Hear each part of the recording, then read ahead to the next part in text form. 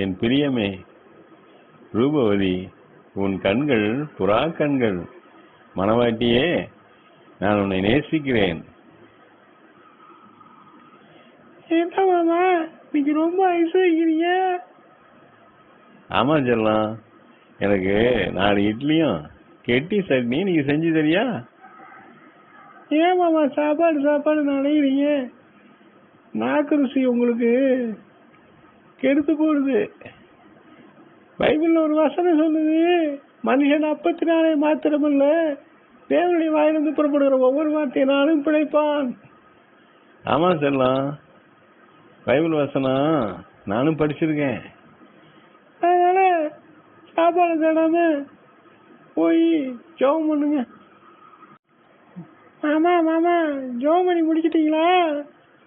ஆமா செல்லம், நீ தான் இட்லி தரல, நான் முழங்காலே நின்று ஸ்தோத்திரம் பண்ணி பசி ஆத்திக்கிட்டேன். ஏங்க இப்படி கோச்சிக்கிறீங்க?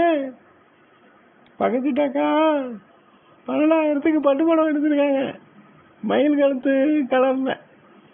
எனக்கு வாங்கி தரீங்களா? மயிரை பின்னி பொன்னாபரணங்களை அணிந்து உயர்ந்த வஸ்திரங்களை உடுத்தி கொள்ளுதலாகிய புறம்பான அலங்கரிப்பு உங்களுக்கு அலங்காரமாய் இராமல் அழியாத அலங்கரிப்பாய் இருக்கிற சாந்தமும் அமைதலும் உள்ள ஆவியாகிய இருதயத்தில் மறைந்திருக்கிற குணமே உங்களுக்கு அலங்காரமாய் இருக்க கடவுது. அதுவே தேவனுடைய பார்வையில் விலையேற பெற்றது. இப்படி வேத வசனம் சொல்லுது. ஆகவே பரிசுத்த அலங்காரத்தோடு கர்த்தரை தொழுதுக, கர்த்தருனை ஆசீர்வதிப்பார்.